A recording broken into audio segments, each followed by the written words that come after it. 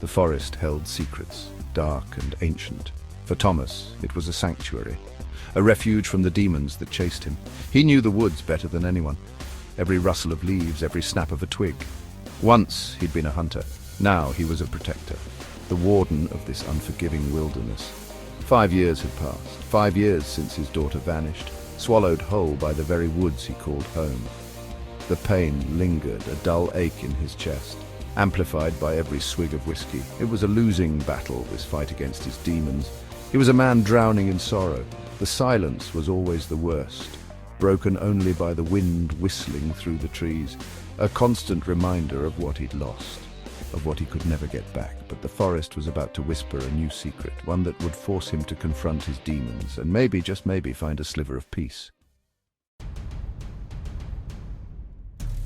The river was a vein of silver, cutting through the heart of the forest. It was here that he found her, a young woman, lifeless and pale. Her eyes stared vacantly at the unforgiving sky. A single gruesome wound marred her throat, a hunter's mark.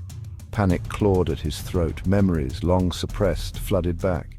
He was no stranger to death, but this was different. This was personal. The sheriff, his ex-wife, arrived. Her eyes, hardened by years of dealing with the darkness of humanity, betrayed a flicker of fear.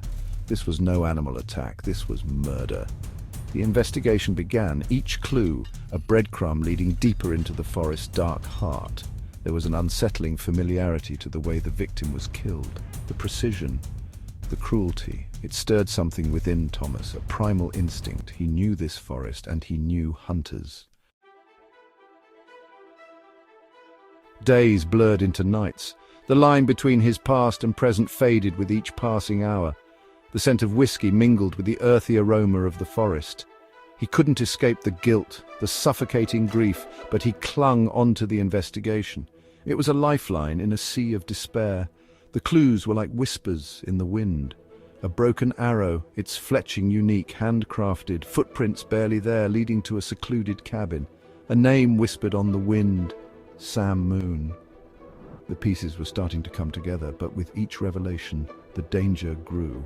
He found her, just in time, another victim, left for dead in a hunter's trap. Her eyes, wide with terror, met his. She couldn't speak, but her fear screamed. He freed her, his hands working on instinct. He knew this trap. He'd set it himself years ago, but this time it wasn't meant for an animal, it was meant for him. The truth waited at the heart of the forest. In the dilapidated cabin, Sam Moon confessed, but he wasn't the killer. He was just a pawn. The real monster was closer than Thomas imagined. Someone he knew, someone he'd trusted.